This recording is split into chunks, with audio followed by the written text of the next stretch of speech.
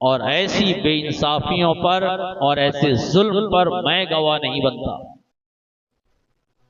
یعنی آپ کی کئی اولادیں ہیں، دوسری بیویوں سے بھی ہیں، لیکن اس بیوی کی اولاد کو آپ عطیہ دے رہے ہو، اپنا مال ہبہ کر رہے ہو، تو کیا دوسری بیویوں کے اولاد کو بھی ایسی کوئی ہبہ آپ نے کیا ہے؟ کہا نہیں کیا۔ کہا جب نہیں کیا ہے تو پھر یہ ظلم ہوا۔ باپ کی نظر میں ساری اولاد برابر ہے، اب اگر ان کو کچھ دے رہے ہو تو ان کو بھی دو۔ اب اگر ایسا تم نہیں کر رہے ہو تو پھر اس ظلم پر مجھے کیوں گواہ بنا رہے ہو؟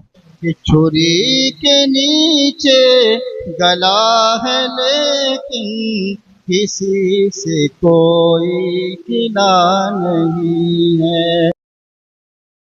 رسول اکرم صلی اللہ علیہ وآلہ وسلم سیدہ فاطمہ رضی اللہ تعالی عنہا کے والد گرامی ہیں۔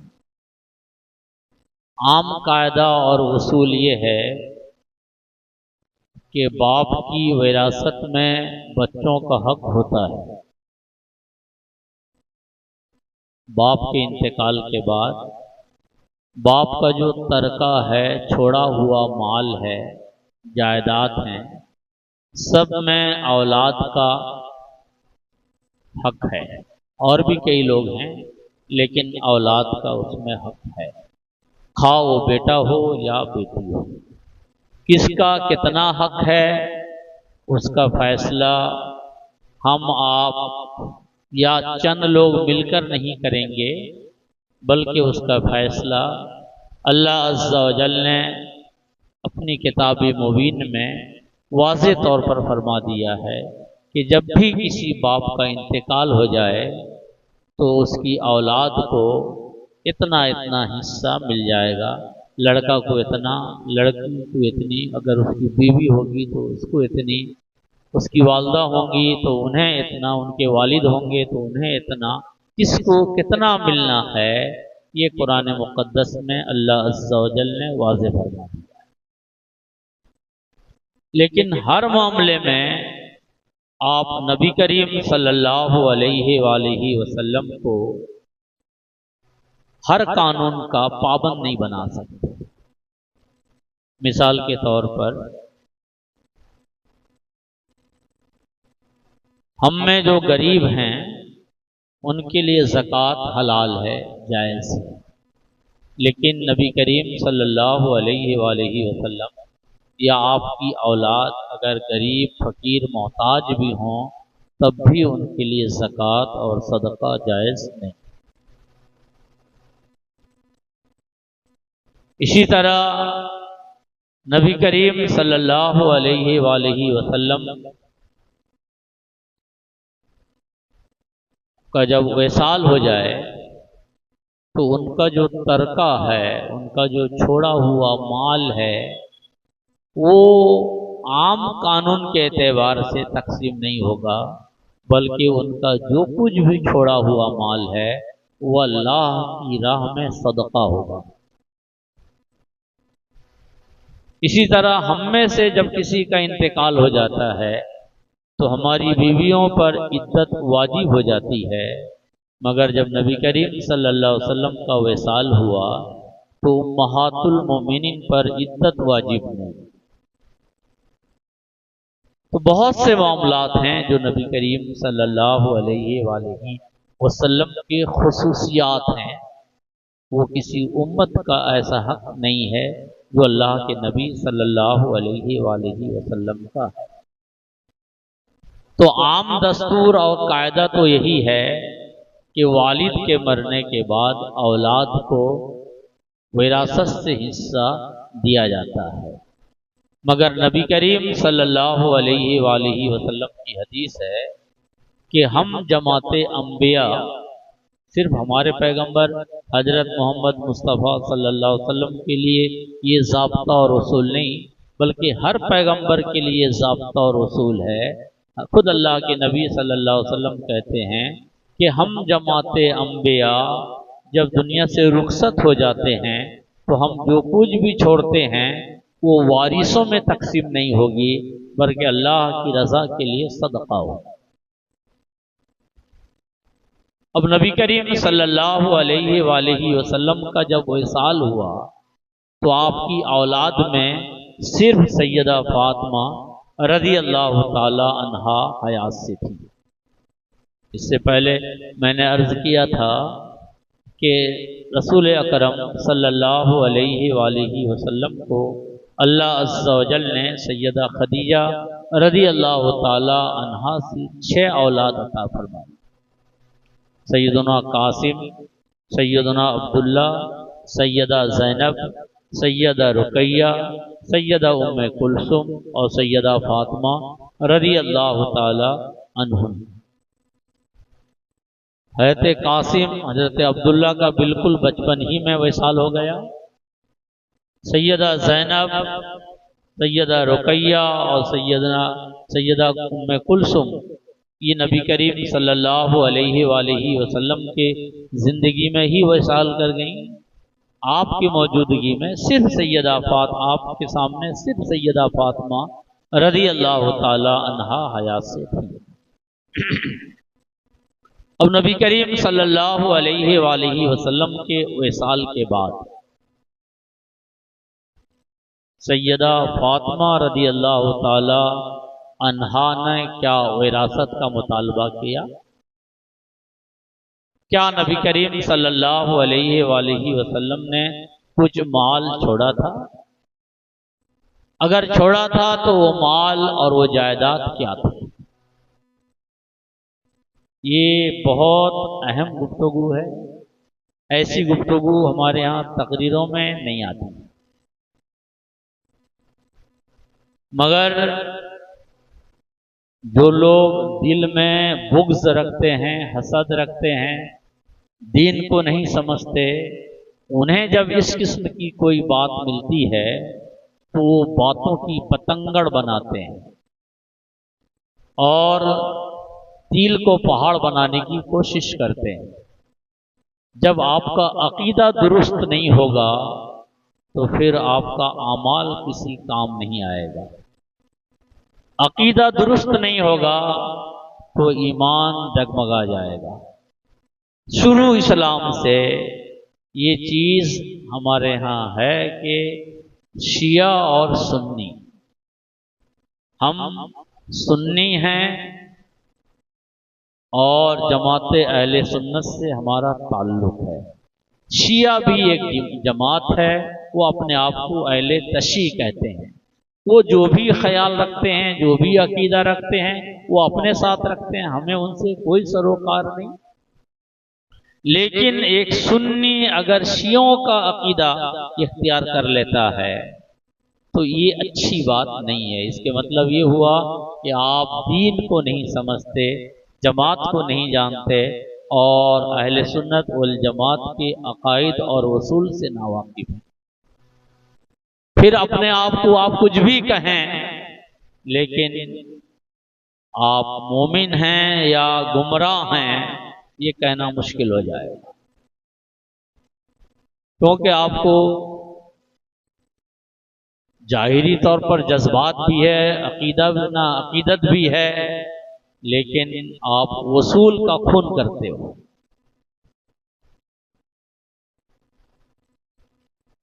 اس لیے ان وصولی باتوں کو جاننا ضروری ہے۔ ہم اہل سنت والجماعت کا یہ واضح عقیدہ ہے کہ انبیاء جب وصال کرتے ہیں، نبی جب دنیا سے تشریف لے جاتے ہیں تو ان کا مال نہیں بڑھتا، ان پہ وراثت نہیں چلتی، بلکہ وہ چھوڑا ہوا مال صدقہ ہوتا ہے۔ مگر اہل تشیع کا عقیدہ ہے کہ نہیں، جس طرح عام طور سے والدین کے وفات کے بعد ان کا مال تقسیم ہوتا ہے، ویسے ہی نبی کریم صلی اللہ علیہ وسلم کا تقسیم ہونا تھا۔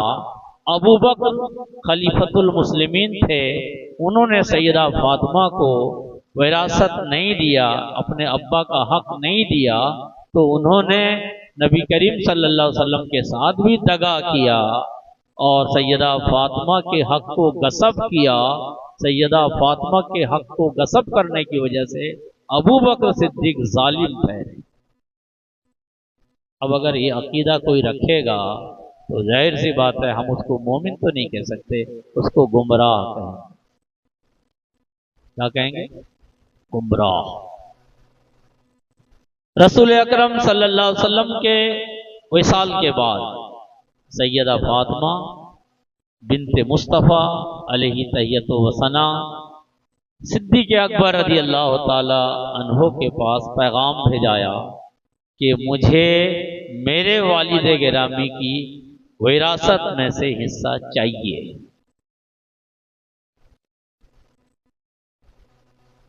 سیدنا صدیق اکبر رضی اللہ تعالیٰ عنہ نے فرمایا کہ ہم نے رسول اللہ صلی اللہ علیہ وآلہ وسلم کو یہ کہتے سنا ہے کہ ہم جماعت انبیاء جب دنیا سے رخصت ہوتے ہیں تو ہمارا مال، چھوڑا ہوا مال تقسیم نہیں ہوتا بلکہ اللہ کے نام پہ خیرات کیا جاتا ہے۔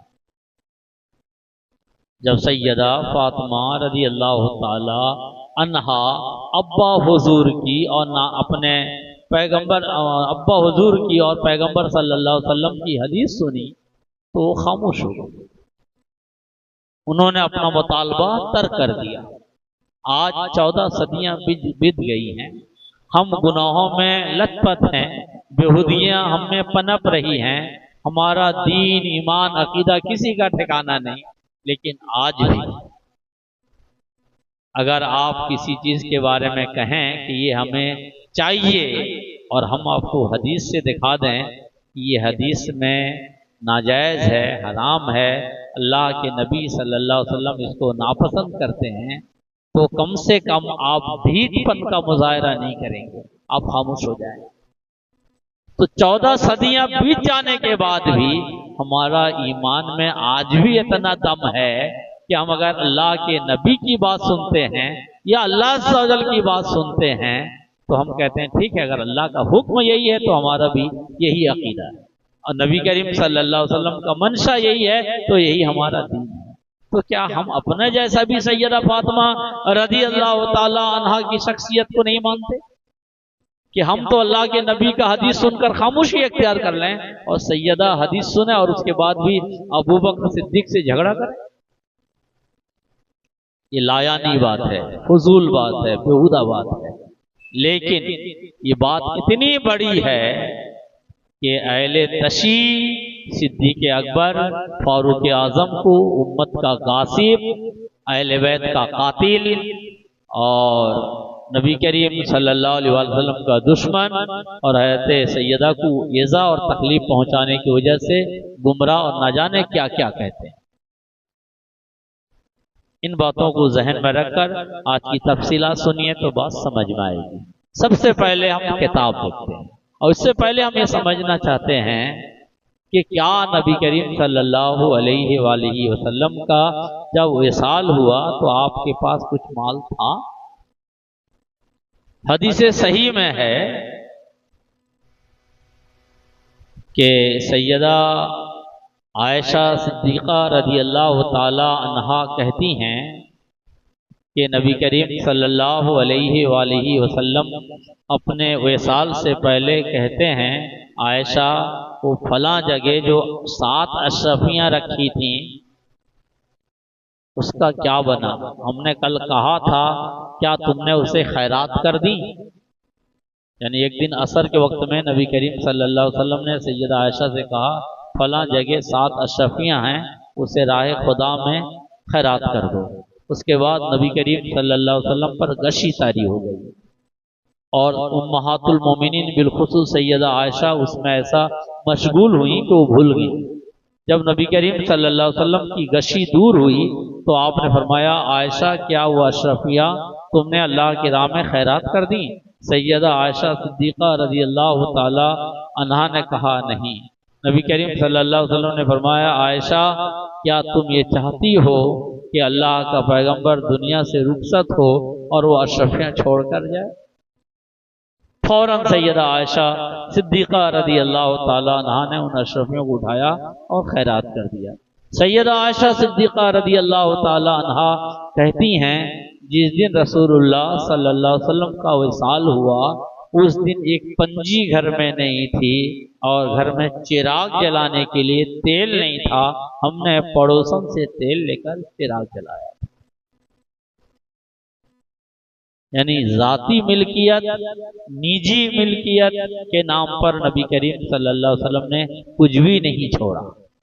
ویسے جائیداد بہت تھے، ان میں سے ایک بڑی جائیداد تھی جس کو ہم باغ فدق کہتے ہیں۔ اسی پہ آج میری گفتگو ہے، میں نے کل کہا تھا کہ کل کی گفتگو فدق پر ہے۔ یہ 6 ہجری کا واقعہ ہے۔ نبی کریم صلی اللہ علیہ وآلہ وسلم نے اہل مکہ سے صلح کر لیا تھا، مکہ والوں سے جنگ اور لڑائی کا دور رک گیا۔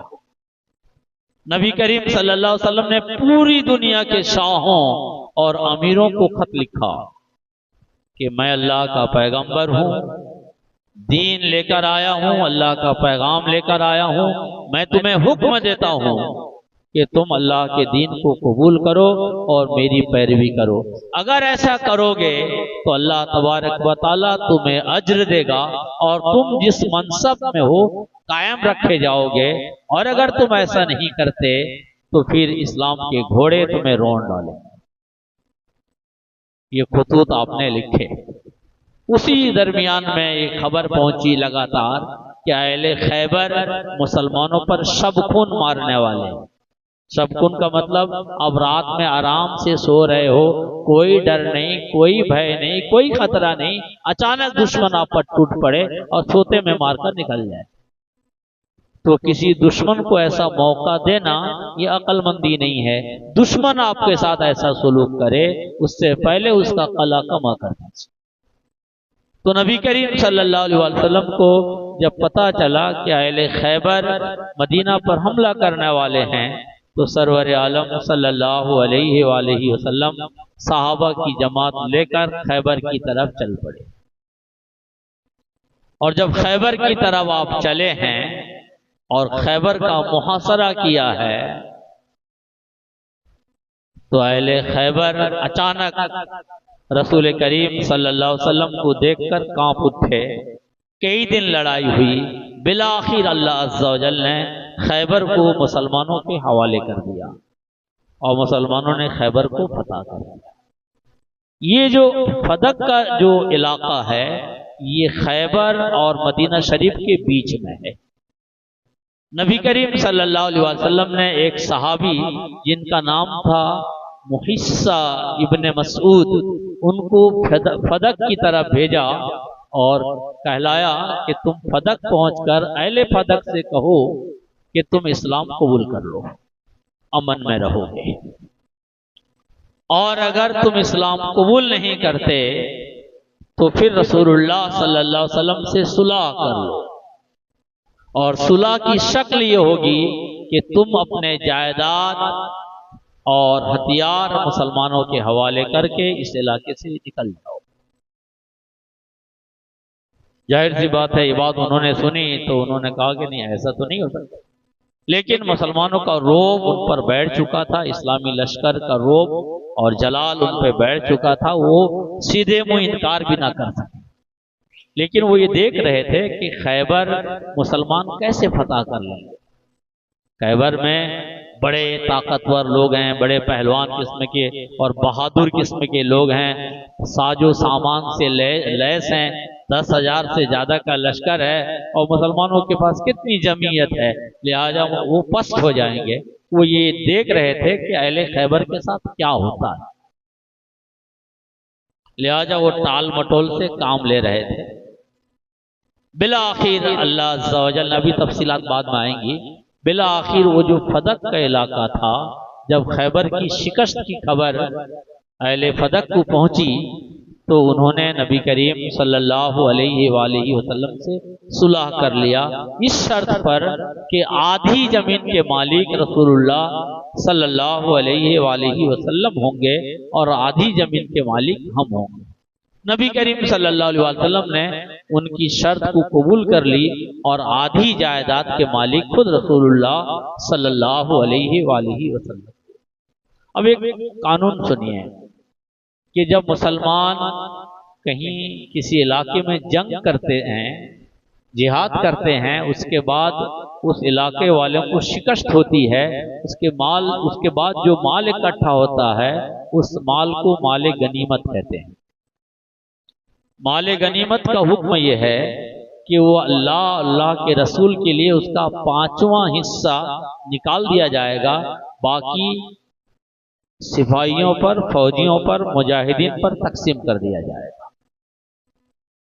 لیکن جہاں پہ صحابہ لڑتے نہیں ہیں، بغیر لڑے بھڑے اگر مال اللہ تبارک و تعالی مسلمانوں کے حوالے کرتا ہے تو اس کا حکم کیا ہوگا، وہ کتاب سے دیکھیے۔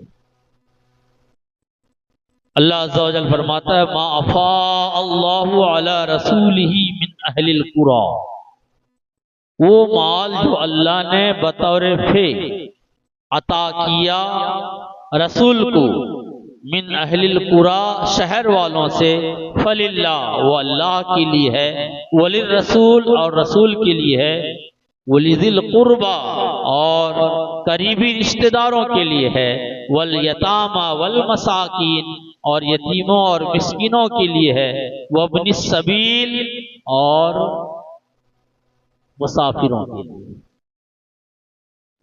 یعنی جہاں پہ جنگ ہو اور اس کے بعد جو مال غنیمت آئے وہ مال 5واں حصہ نکال کر باقی مال جو ہے مجاہدین پر تقسیم کر دیا جائے گا۔ لیکن جہاں بغیر لڑے بھیڑے مال آ جائے وہ مال غنیمت نہیں، وہ مال فی ہے، اور مال فی کا حکم یہ ہے کہ اس کے مالک اللہ کے رسول، اس کے مالک اللہ کے رسول ہیں۔ ہاں، اللہ کے رسول اس مال کو کہاں خرچ کریں گے؟ اللہ کی راہ میں، اپنے پر بھی خرچ کریں گے، اپنے گھر والوں پر بھی، یتیموں، بیواؤں، مسکینوں، ضرورت مندوں، مسافروں، مہمانوں، جس پر آپ چاہیں گے آپ خرچ کریں گے، اس لیے کہ اس کے مالک صرف اور صرف آپ ہیں۔ مال غنیمت اور مال فی میں فرق ہے، اور یہ فرق خود اللہ عز و جل نے اپنے کتاب مبین میں واضح فرمایا۔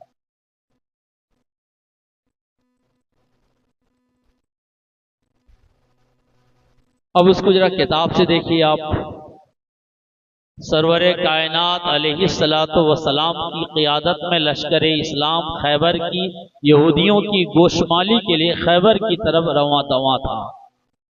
جب یہ لشکر خیبر کے نزدیک پہنچ گیا تو سرکار دو عالم صلی اللہ علیہ وآلہ وسلم نے اپنے ایک صحابی محسہ بن مسعود کو بلا کر ارشاد فرمایا، تم اہل فدق کے پاس جاؤ، پہلے انہیں اسلام قبول کرنے کی دعوت دو، اگر وہ اسلام قبول کرنے پر آمادہ نہ ہوں تو انہیں کہو کہ نبی کریم صلی اللہ علیہ وآلہ وسلم تم پر بھی اسی طرح لشکر کشی کریں گے جس طرح اہل خیبر پر کی ہے، تمہارے میدان میں آ کر مجاہدین خیمہ زن ہوں گے، اس کے بعد جو نتیجہ ہوگا تم جانتے ہیں۔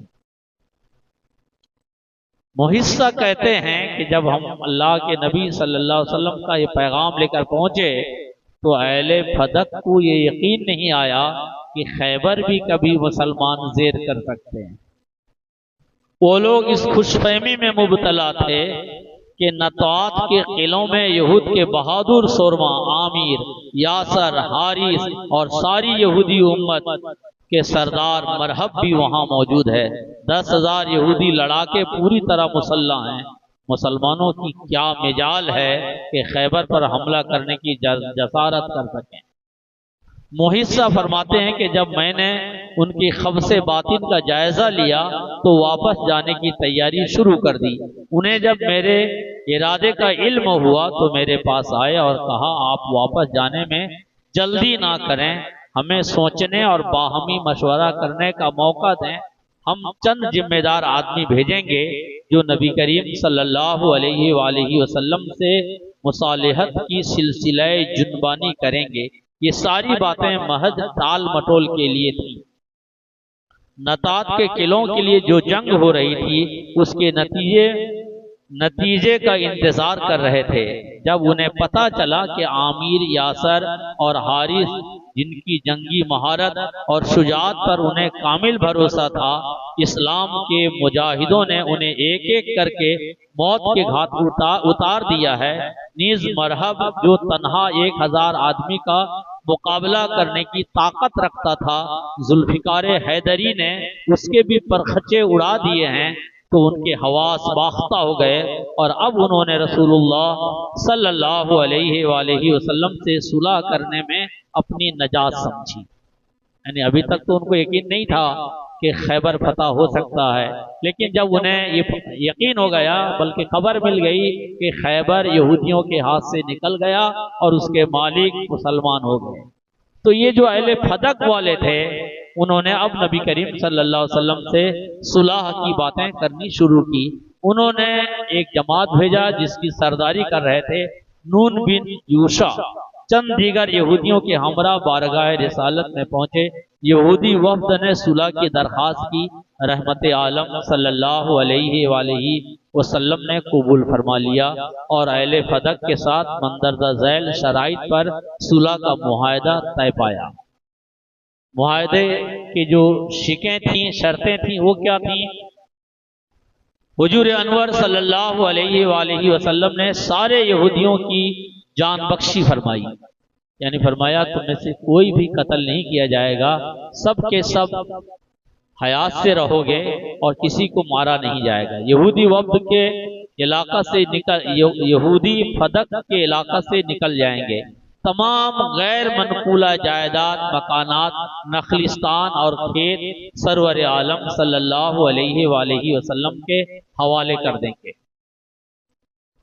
ایک ہے منقولہ جائیداد، ایک ہے غیر منقولہ۔ آپ کے پاس روپیہ پیسہ سونا چاندی ہے، اس کو آپ جدھر چاہو ادھر ادھر کر سکتے ہو، لیکن مکان ہے، زمین ہے، جائیداد ہے، اس کو کیا کریں گے؟ تو نبی کریم صلی اللہ علیہ وسلم نے جو منقولہ جائیداد تھے، سونا چاندی روپیہ پیسہ، اس کے بارے میں کہا وہ تمہارا ہے، تم رکھو، لیکن جو غیر منقولہ جائیداد، زمین جائیداد وغیرہ وغیرہ، وہ سب مسلمانوں کے ہوں۔ لیکن انہوں نے ان شرائط پر عمل درآمد کرنے میں پسو پیش شروع کی۔ حضرت محسہ نے انہیں سمجھایا کہ ان حرکتوں سے باز آ جاؤ، حضور نے اگر صرف 100 مجاہد بھی تمہاری سرکوبی کے لیے بھیج دیے تو تم سب کو وہ ہانک کے لے جائیں۔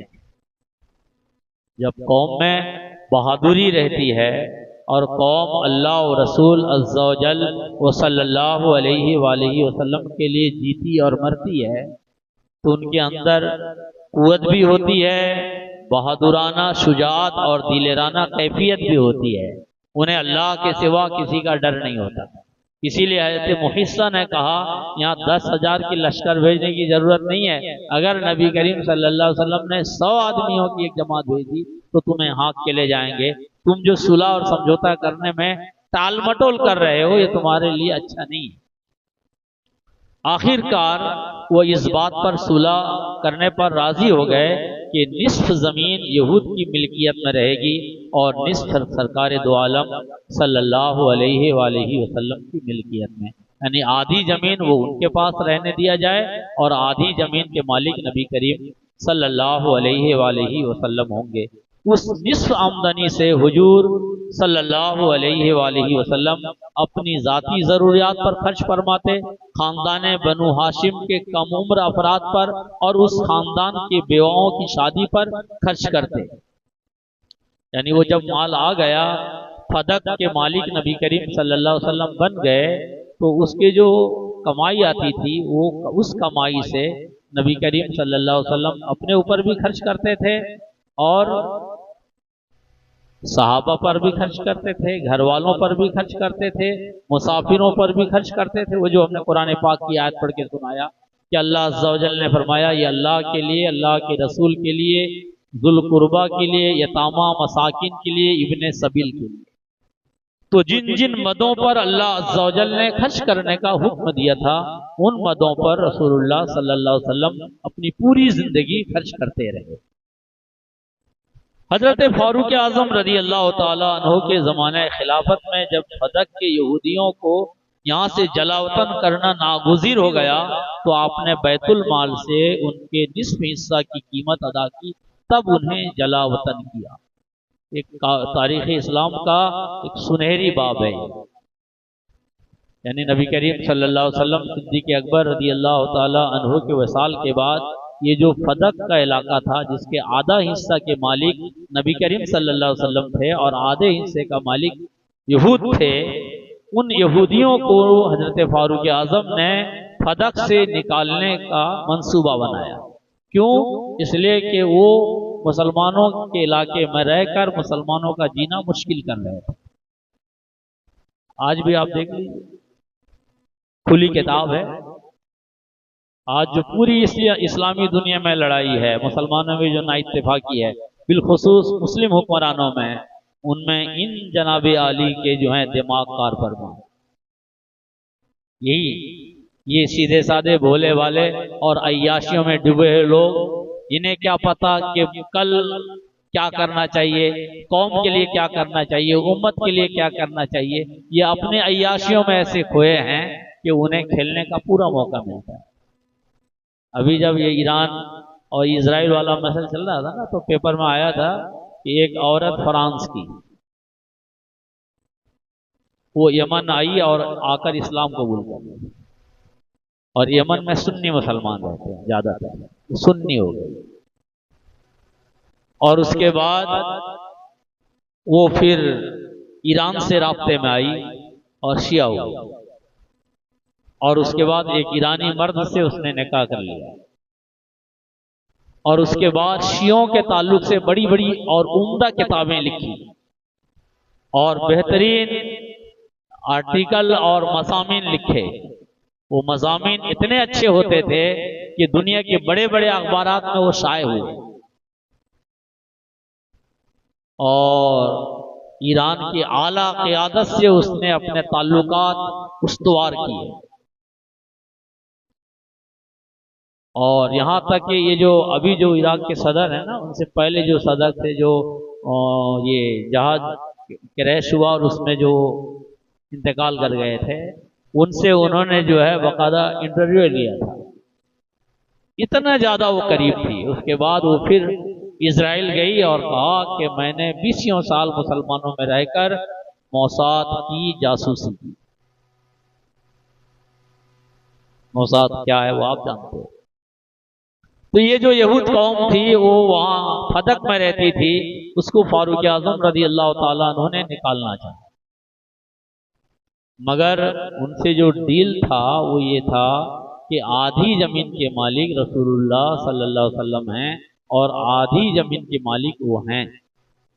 تو فاروق اعظم رضی اللہ تعالیٰ عنہ نے یہ نہیں کہا کہ ہم پوری زمین کے مالک ہیں، 10 دن کے اندر یا 10 گھنٹے کے اندر تم علاقہ خالی کر دو، ایسا نہیں کہا، جیسے آج اسرائیلی کہتے رہتے ہیں فلسطینیوں کے ساتھ، ایسا انہوں نے نہیں کہا، بلکہ انہوں نے یہ کہا کہ تمہاری جو زمین ہے اس کی جو واجب قیمت ہے وہ ہم ادا کریں، اور اس کے لیے انہوں نے 3 صحابی کو بھیجا۔ ایک ابو حیثم مالک بن تیہان، یہ مدینے کے سب سے پہلے شخص ہیں جنہوں نے اسلام قبول کیا تھا، ان کو بھیجا، اور عمر ابن جبار کو بھیجا، اور ایک مشہور زمانہ صحابی جو نبی کریم صلی اللہ علیہ وسلم کے وقت میں مفتی تھے، حضرت زید ابن ثابت انصاری رضی اللہ تعالیٰ عنہ، یہ 3 صحابہ کا وفد آپ نے تیار کیا اور بھیجا کہ وہ جو باغ فدق کا جو آدھا حصہ ہے اس کی صحیح قیمت کیا ہونی چاہیے۔ پھر انہوں نے جو قیمت بتائی وہ قیمت آپ نے بیت المال سے ادا کر دیا، اور پوری زمین کے مالک اب مسلمان ہو۔ لیکن ان ساری گفتگو کا جو نچوڑ سمجھ میں آیا وہ یہ کہ یہ زمین نبی کریم صلی اللہ علیہ وسلم کی ذاتی ملکیت نہیں تھی، بلکہ یہ نبی کریم صلی اللہ علیہ وآلہ وسلم کی ایسی ملکیت تھی جو حکومت کے کام آتے تھے، حکومت کی سربراہی اس میں حاصل تھی۔ تو نبی کریم صلی اللہ علیہ وسلم کے وصال کے بعد جب سیدہ فاطمہ رضی اللہ تعالی عنہا نے صدیق اکبر رضی اللہ تعالی عنہ سے اسی زمین کا مطالبہ کیا کہ وہ ہمیں وراثت میں دے دیا جائے، تو صدیق اکبر رضی اللہ تعالی عنہ نے کہا کہ ہم نے نبی کریم صلی اللہ علیہ وسلم سے یہ سنا ہے کہ جب نبی وصال کرتے ہیں تو نبی جو کچھ چھوڑ کر جاتے ہیں وہ صدقہ ہوتا ہے، لہذا ہم نبی کریم صلی اللہ علیہ وسلم کی سنت اور حدیث کے خلاف آپ کو وراثت سے حصہ نہیں دے سکتے۔ تو سیدہ فاطمہ رضی اللہ تعالی عنہا نے کہا اگر نبی کریم صلی اللہ علیہ وسلم نے ایسا فرمایا ہے تو میں چاہتی ہوں کہ آپ میرے سامنے اس بات کا عہد کریں کہ اللہ کے نبی صلی اللہ علیہ وآلہ وسلم جن مدوں میں ان کے آمدنی کو خرچ کرتے تھے آپ بھی انہی مدوں میں خرچ کریں گے۔ صدیق اکبر رضی اللہ تعالی عنہ نے ان کے سامنے بھی اس چیز کا عہد لیا، بات ختم ہو گئی۔ مگر شیعوں نے اس کو باتوں کا بتنگڑ بنا کر یہ پھیلایا کہ صاحب نبی کریم صلی اللہ علیہ وسلم کی بیٹی کو ان کے باپ کا حق ابو بکر نے نہیں دیا، انصاف نہیں کیا، غصب کیا، ظلم کیا، زیادتی کی، وغیرہ وغیرہ۔ اب اس کی تفصیلات پہ چلیں۔ صدیق اکبر رضی اللہ تعالی عنہ کا دور ختم ہوا، فاروق اعظم رضی اللہ تعالی عنہ کا دور آیا، تو حضرت عباس رضی اللہ تعالی عنہ اور سیدنا علی کرم اللہ وجہ الکریم دونوں فاروق اعظم رضی اللہ تعالی عنہ کے پاس آئے اور کہا کہ باغ فدق ہمارے حوالے کر دو۔ یہ بخاری شریف کی حدیث ہے۔ تو حضرت فاروق اعظم رضی اللہ تعالی عنہ نے کہا کہ اللہ کی قسم کیا آپ یہ نہیں جانتے کہ نبی کریم صلی اللہ علیہ وسلم اس مال سے اپنے اوپر بھی، بنو ہاشم پر بھی، ازواج مطہرات بھی اور رشتہ داروں پر، یتیموں، بیواؤں، مسکینوں، مہمانوں اور وفود پر خرچ کرتے تھے؟ کہا بے شک خرچ کرتے تھے۔ کہا پھر ہم آپ کو پیسے دے دیں، لیکن اگر آپ ہمارے سامنے اس بات کا عہد کریں کہ آپ بھی انہی مدوں پر خرچ کریں گے جن مدوں پر رسول اللہ صلی اللہ علیہ وسلم خرچ کرتے تھے، تو ہم اس علاقے کے جائیداد کا آپ کو متولی بنا دیں گے۔ تو حضرت علی اور حضرت عباس رضی اللہ تعالی عنہما وہاں سے چلے گئے، نہ ہاں نہ نہ۔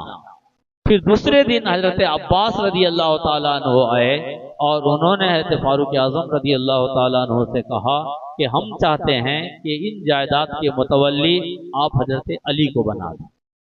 پھر حضرت علی کرم اللہ تعالیٰ وجہ الکریم اور سیدنا عباس رضی اللہ تعالیٰ عنہما اس جائیداد کی دیکھ بھال کرتے تھے، دیکھ ریکھ کرتے تھے، اور اس کی آمدنی سے اپنے اوپر، بنو ہاشم کے اوپر، مہمانوں، یتیموں، غریبوں، بیواؤں، سب پر جن پر نبی کریم صلی اللہ علیہ وسلم خرچ کرتے تھے آپ بھی خرچ کرتے رہے۔ فاروق اعظم کے پورے دور پر، عثمان ذو النورین رضی اللہ تعالیٰ عنہ کے پورے دور پر، اب عثمان غنی رضی اللہ تعالی عنہ کے شہادت کے بعد حضرت علی کرم اللہ تعالی وجہ الکریم خلیفہ مختار بن گئے۔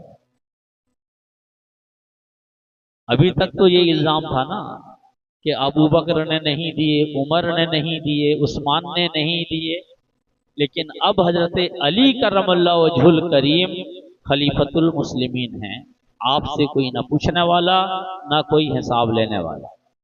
اب اگر حضرت علی کرم اللہ وجہ الکریم تخت خلافت پہ ہیں تو اس کا فیصلہ تو آپ کو ویسے ہی کر لینا چاہیے تھا جیسا کہ شیعوں کا عقیدہ ہے کہ یہ نبی کریم صلی اللہ علیہ وسلم کی نجی جائیداد تھی اور ان کا وراثت کا حصہ سیدہ فاطمہ کو ملنا چاہیے تھا،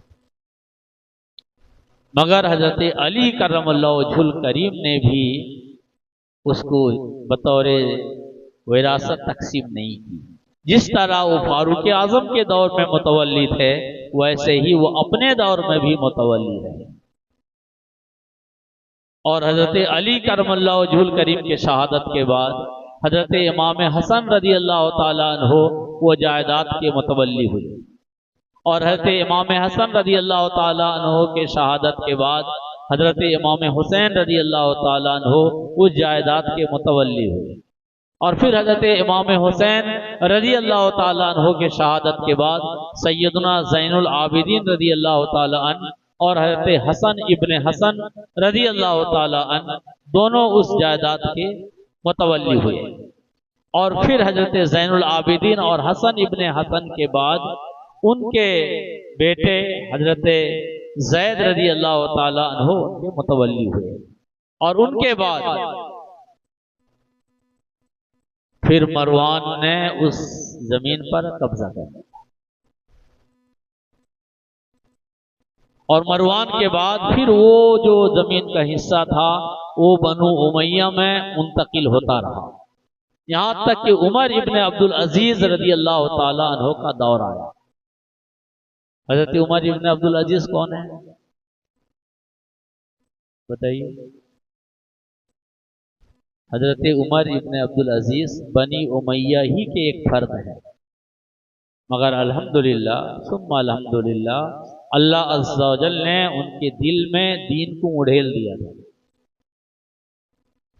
انہوں نے صرف 2.5 سال تک حکومت کرنے کا ان کو موقع ملا، اور جب انہوں نے 2.5 سال حکومت کی، 2.5 سال میں لوگوں کو احساس ہونے لگا کہ عمر فاروق رضی اللہ تعالیٰ عنہ کی دور حکومت لوٹ آئی، اتنے منصف تھے۔ تو جب وہ حکمراں بنے ان کے حصے میں وہ باغ فدق آ گئے، تو انہوں نے بنی امیہ کے لوگوں کو اکٹھا کیا اور کہا جن جن لوگوں کی بھی جائیداد ہمارے پرکھوں نے غصب کیے ہیں یا ناجائز طریقے پر قبضہ کیے ہیں، ان کے وارثوں کو بلا کر ان جائیداد کو واپس کرو، اور میرے حصے میں جو جائیداد ہے وہ باغ فدق ہے، اور باغ فدق وہ جائیداد ہے جو رسول اللہ صلی اللہ علیہ وسلم نے اپنی صاحبزادی سیدہ فاطمہ رضی اللہ تعالی عنہا کو نہیں دیا تھا۔ یہ کتنا بڑا ظلم ہے جو جائیداد اللہ کے نبی صلی اللہ علیہ وسلم مسلمانوں کی فلاح کے لیے خاص کر دیں اور اپنی بیٹی کو نہ دیں، اور اس پر ظالمانہ قبضہ ہم کر کے اس سے لطف اٹھائیں، یہ ہمارے لیے قطعاً جائز نہیں ہے۔ لہٰذا سب سے پہلے میں اپنے حصے کے باغ فدق کو اسی حال میں لوٹا دیتا ہوں جس حال میں اللہ کے نبی صلی اللہ علیہ وآلہ وسلم نے چھوڑا تھا۔ تو باغ فدق کی یہ کہانی ہے۔ اب جب یہ حدیث سامنے آئی کہ صدیق اکبر رضی اللہ تعالیٰ عنہ نے فرمایا کہ نبی کریم صلی اللہ علیہ وسلم نے کہا کہ نبی جب دنیا سے جاتے ہیں جو کچھ چھوڑ جاتے ہیں وہ اللہ کے لیے صدقہ ہوتا ہے، وراثت نہیں چلتی۔ تو یہ کہتے ہیں اہل تشیع کہتے ہیں کہ نبی کریم صلی اللہ علیہ وسلم نے اپنی بیٹی فاطمہ کو ہبہ کر دیا تھا، تو جب ہبہ کر دیا تھا تو اس کی مالک بن گئی۔ حالانکہ کل وہ حدیث آپ نے سنا کہ نبی کریم صلی اللہ علیہ وسلم کے پاس سیدہ فاطمہ آئیں اور اپنا درد بیان کی اور کہا کہ اگر کوئی خادم یا خادمہ دے دیں تو وہ ہمارے ہاتھ بٹائیں، تو نبی کریم صلی اللہ علیہ وسلم نے فرمایا خادم یا خادمہ پر تمہارا حق نہیں، تم کو نہیں ملے گا، آپ کو تو ایسی جفا کشی اور مجاہدانہ زندگی گزارنی ہوگی کیونکہ آپ امت کے لیے آئیڈیل ہیں۔ تو جو نبی ایک معمولی سا خادم اور خادمہ نہ دیں، وہ نبی باغ فدق کا وہ بڑا حصہ جس کے بارے میں اللہ عز و جل نے فرمایا کہ اللہ کے لیے ہے، اللہ کے رسول کے لیے ہے، اور قریب رشتہ داروں کے لیے، یتیموں، بیواؤں، مسکینوں اور مسافروں کے لیے ہے، وہ نبی کریم صلی اللہ علیہ وسلم اپنی بیٹی سیدہ فاطمہ رضی اللہ تعالی عنہا کو کیسے ہبہ کر سکتے؟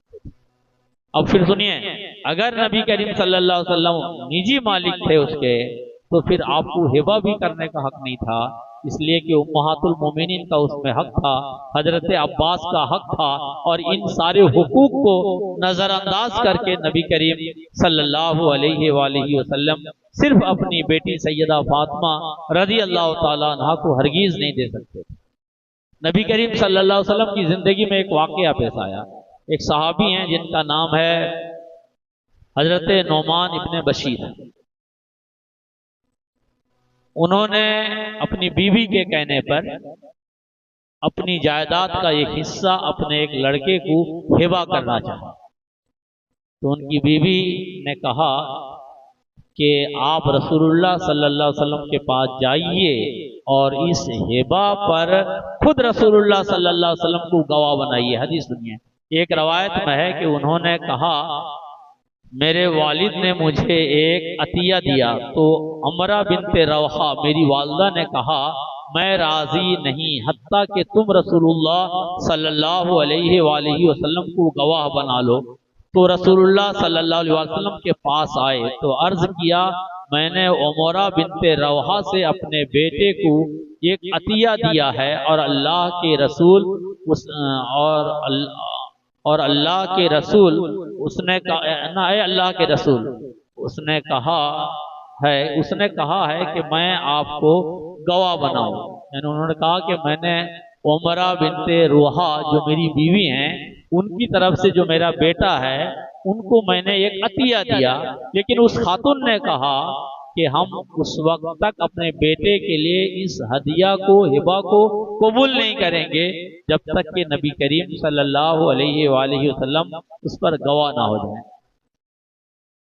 تو نبی کریم صلی اللہ علیہ وسلم نے فرمایا کیا تم نے اپنی باقی اولاد کو بھی اسی طرح کا کوئی عطیہ دیا ہے؟ انہوں نے عرض کیا نہیں. آپ صلی اللہ علیہ وآلہ وسلم نے فرمایا اللہ سے ڈرو اور اپنی اولاد کے درمیان انصاف کرو اور ایسی بے انصافیوں پر اور ایسے ظلم پر میں گواہ نہیں بنتا. یعنی آپ کی کئی اولادیں ہیں دوسری بیویوں سے بھی ہیں لیکن اس بیوی کی اولاد کو آپ عطیہ دے رہے ہو اپنا مال ہبہ کر رہے ہو تو کیا دوسری بیویوں کے اولاد کو بھی ایسی کوئی ہبہ آپ نے کیا ہے؟ کہا نہیں کیا. کہا جب نہیں کیا ہے تو پھر یہ ظلم ہوا. باپ کی نظر میں ساری اولاد برابر ہے. اب اگر ان کو کچھ دے رہے تو ان کو بھی دو. اب اگر ایسا تم نہیں کر رہے ہو تو پھر اس ظلم پر مجھے کیوں گواہ بنا رہے ہو؟ اب جب نبی کریم صلی اللہ علیہ وسلم دوسرے کے لیے گواہ نہیں بن رہے ہیں تو پھر اپنی جائیداد کو مان لیا جائے کہ وہ اپنی جائیداد تھی تو امہات المومنین کی موجودگی میں حضرت عباس کی موجودگی میں اور گھر خاندان کے دیگر افراد کے مقابلے میں سیدہ فاطمہ رضی اللہ تعالیٰ عنہا کو آپ کیسے دیتے تھے؟ آپ تو دنیا کو انصاف سکھانے کے لیے آئے تھے. آپ خود ہی انصاف کے خلاف کیسے قدم اٹھا سکتے؟ اس لیے یہ جو واقعہ باغ فدق ہے اس کی جو سچی بات ہے وہ یہ ہے کہ وہ فدق اللہ کے لیے اللہ کے رسول کے لیے تھا. وہ نبی کریم صلی اللہ علیہ وسلم کی نجی ملکیت نہیں تھی. جب نجی ملکیت نہیں تھی تو اس میں وراثت نہیں چل سکتی تھی. اور سب سے بڑی بات یہ کہ اللہ کے نبی صلی اللہ علیہ وسلم نے خود واضح فرما دیا کہ نبی جو کچھ چھوڑ کے جاتے ہیں وہ صدقہ ہوتا ہے, اس میں وراثت نہیں چلتی. پھر انہوں نے قرآن کی کئی آیتیں پیش کی. انہوں نے کہا کہ سلیمان کے بیٹے نہ داؤد کے بیٹے سلیمان وہ اپنے باپ کے وارث ہیں,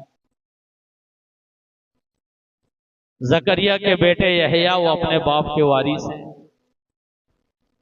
تو سلیمان داؤد علیہ السلام کے وارث ہو سکتے ہیں, ان کی وراثت سے حصہ حاصل کر سکتے ہیں, اور یہ تو قرآن پاک کی آیت ہے. اور پھر یحییٰ علیہ السلام اپنے ابا زکریا علیہ السلام سے وراثت لے سکتے ہیں, اور یہاں سیدہ فاطمہ رضی اللہ تعالی عنہا وہ وراثت سے غافل ہیں, محروم ہیں. تو علماء نے کہا کہ نبی کریم نہ قرآن پاک کو تو تم نے سمجھا ہی نہیں کہ وہاں جو سلیمان علیہ السلام اور داؤد علیہ السلام کا قصہ ہے اور یحییٰ علیہ السلام اور زکریا علیہ السلام کا قصہ ہے, وہاں مال جائیداد اور پراپرٹی کی جو ہے حصے داری کی بات نہیں ہو رہی ہے, وراثت کی بات نہیں ہو رہی ہے. وہاں وراثت نبوت کی ہو رہی ہے, علم کی ہو رہی ہے, کہ میرے بعد اس مشن کو کون چلائے گا۔ وہ حضرت زکریا علیہ السلام اللہ سے دعا کرتے ہیں اور حضرت داؤد علیہ السلام اللہ سے دعا کرتے ہیں، تو وہ علم نبوت کی وراثت ہے، نہ کہ مال و زر کی وراثت۔ جب عباسی خلیفہ جیسے بنی امیہ کی جب حکومت ختم ہوئی تو اس میں عباسی حکومت کی شروعات ہوئی، تو اس میں جو پہلا بادشاہ تھا اس کا نام تھا صفاح۔ وہ جب پہلا خطبہ دینے کے لیے بندہ کھڑا ہوا تو ایک صاحب کھڑے ہو گئے، ہاتھ میں قرآن لیے، کہنے لگے اے صفاح امیر المومنین، اے صفاح ہمارے درمیان اور ہمارے دشمن کے درمیان کتاب اللہ کی روشنی میں فیصلہ کر دو۔ تو صفاح چونک گیا، کہا کہ تمہارا دشمن کون ہے؟ کہا ابو بکر و عمر۔ کہا کیسے؟ کہا وہ اللہ کے نبی کی جائیداد کا حصہ ان کی پیاری بیٹی کو نہیں دیا، جبکہ قرآن میں ہے کہ وراثت بٹے گی۔ تو صفا نے کہا ابو بکر اور عمر اس لیے ظالم ہوئے کہ انہوں نے وراثت سے حصہ نہیں دیا، قرآن کے خلاف کیا۔ عثمان بھی اسی لیے ہوئے، لیکن علی کہاں گئے؟ جب علی خلیفہ ہوئے تو انہوں نے فاطمہ کی اولاد کو اس کا حصہ کیوں نہیں دلوایا؟ علی کو ظالم کیوں نہیں کہتے؟ نہیں کہو گے، تو جب نہیں کہو گے تو پھر یہ جو اہل تشیع کی جو حرکت ہے اس سے باز آ جاؤ۔ یہ دین نہیں ہے، یہ منافقت ہے۔ دین یہ ہے کہ جو اللہ کی کتاب کہتی ہے اور جو نبی کریم صلی اللہ علیہ وسلم کی سنت کہتی ہے۔ حضرت علی کرم اللہ وجہ الکریم نے جب کوئی قدم نہیں اٹھایا تو اس کا مطلب صدیق اکبر رضی اللہ تعالی عنہ کا جو فیصلہ تھا وہ عین نبی کریم صلی اللہ علیہ وسلم کی مرضی اور سنت اور کتاب اللہ کے منشا کے مطابق تھا۔ بدقسمتی سے ہمارے ہاں یہ روش پہلے سے چلی آ رہی ہے کہ جن چیزوں پر لوگوں کو شاباشی دینی چاہیے، ان کی واہواہی کرنا چاہیے، ہم انہی چیزوں پر ان کی تنقید کرتے ہیں، کرٹیسائز کرتے ہیں اور الٹا سیدھا کہتے ہیں۔ صدیق اکبر رضی اللہ تعالیٰ عنہ نے ہزار دباؤ کے باوجود کیا کہا کہ نبی کریم صلی اللہ علیہ وآلہ وسلم سے ہم نے سنا ہے کہ جب نبی کا وصال ہوتا ہے تو وراثت نہیں بیٹھتی، بلکہ جو چھوڑ کے جاتے ہیں وہ صدقہ ہوتا ہے۔ صدیق اکبر رضی اللہ تعالیٰ عنہ نے مشکل حالات میں قرآن مقدس پر، سنت مصطفیٰ پر عمل کر کے دکھایا۔ اللہ عز و جل ان کے مرکز انور پر بے شمار رحمتیں فرمائے۔ اور سیدہ فاطمہ رضی اللہ تعالیٰ عنہا کے تعلق سے اس طرح کے بکواس کر کے آپ کی جو قد ہے، آپ کا جو مرتبہ اور منزلت ہے، اس پر بھی وہ کہیں نہ کہیں داغ لگانے کی بیجا کوشش کرتے ہیں۔ سیدہ فاطمہ رضی اللہ تعالیٰ عنہا کے تعلق سے کل کی گفتگو میں ایک بات گزری تھی کہ حضرت امام حسن رضی اللہ تعالیٰ عنہ کہتے ہیں میں نے والدہ محترمہ کو بارہا دیکھا کہ رات رات بھر وہ اپنے رب کی عبادت میں لگی رہتی ہیں، دعا کرتی ہیں، مناجت کرتی ہیں، گریہ کرتی ہیں اور دعا کرتی ہیں، اور دعا میں نے دیکھا لوگوں کے لیے کرتی ہیں، امت کے لیے کرتی ہیں، کبھی اپنے لیے نہیں کہتی۔ تو میں نے پوچھا والدہ محترمہ آپ اپنے لیے دعا کیوں نہیں کرتی؟ تو نبی سیدہ فاطمہ رضی اللہ تعالیٰ عنہ کہتی ہیں بیٹا پہلے پڑوسیوں کے لیے بعد میں اپنے لیے۔ تو جو فاطمہ رضی اللہ تعالیٰ عنہ اس شان کی ہوں وہ تھوڑا سے مال اور جائیداد کے لیے صدیق اکبر رضی اللہ تعالیٰ عنہ سے قطع تعلق کرتے۔ اچھا کبھی کبھی اتفاقاً کچھ ہو جاتا ہے۔ حضرت فاطمہ رضی اللہ تعالیٰ عنہ مطالبہ تو کیا تھا، صدیق اکبر نے حدیث پاک سنائی، آپ خاموش ہو گئی۔ لیکن جب سیدہ فاطمہ رضی اللہ تعالیٰ عنہ کا وصال ہوا تو جنازے میں صدیق اکبر رضی اللہ تعالیٰ عنہ شریک نہیں ہو سکے۔ کل میں نے عرض کیا تھا کہ سیدہ فاطمہ نے حضرت علی کرم اللہ وجہ الکریم سے وصیت کی تھی کہ میری جنازے کو رات میں اٹھانا تاکہ غیر محرموں کی نظر نہ پڑے۔ सिद्दीक़ अकबर को जब पता चला, सुबह वो दरे अली पर हाजिर हुए और पूछा, फातिमा बिनते मुस्तफ़ा अलैहि तैयतो वसना का विसाल हो गया और आपने इतना भी मुनासिब नहीं समझा कि मुझे खबर करते, मैं भी जनाजे में शरीक होने का शरफ हासिल करता। तो हज़रत अली करमल्लाहु वजहुल करीम माज़रत करते हैं और फरमाते हैं कि फातिमा की वसीयत थी कि मुझे जितना जल्द हो सके तदफीन कर देना और रात के सन्नाटे में करना, और लोगों को ज़्यादा से ज़्यादा पता ना चले इसका ख्याल करना। तो मैंने फातिमा के मंशा के मुताबिक अमल किया। ये जो सच्ची बात है वो ये है। लेकिन इनको उन्होंने ऐसा बनाया तिल को पहाड़, कहा कि वो सैयदा फातिमा नाराज थी और उन्होंने हजरत अली से कह रखा था कि अबू बकर उमर हमारे जनाजे में शरीक ना हो सके, और इत्तेफाक से शरीक नहीं हुए तो उन्हें मौका मिल गया और उन्होंने प्रचार शुरू कर दिया। तो अर्ज ये है कि आज अपने अकायद को दुरुस्त कीजिए, किसी के बहकावे पे मत आइए। चिकनी चपड़ी बातें और जज्बाती बातें लोगों को कहीं से कहीं उठा के फेंक देती हैं। शियों का जो मिशन है, जाहिर सी बात है कोई भी सुनेगा कि रसूलुल्लाह सल्लल्लाहु अलैहि वसल्लम के जायदाद से हिस्सा उनकी प्यारी साहबजादी और हम सब की जाने ईमान को हिस्सा नहीं दिया, जाहिर सी बात है पल भर में आपको गुस्सा आएगा। लेकिन क्या ये सच है? बिल्कुल सच नहीं।